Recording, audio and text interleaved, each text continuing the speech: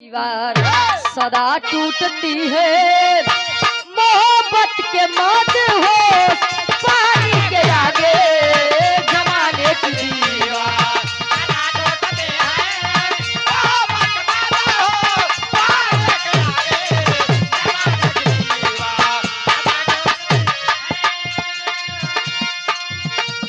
अरे जमाने की दीवार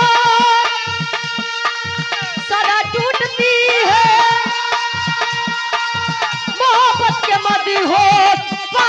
आगे मेरा दिल दीवाना सनम तेरे ऊपर, मेरा दिल दीवाना सनम तेरे ऊपर, नहीं जोर कोई जवानी के आगे।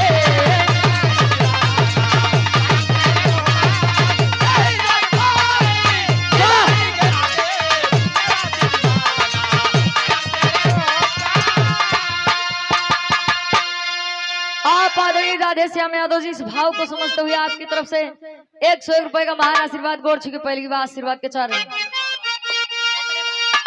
अरे भले बांधे कोई ये दरिया का पानी, अरे मगर ये जवानी अरे बांधी न जाए।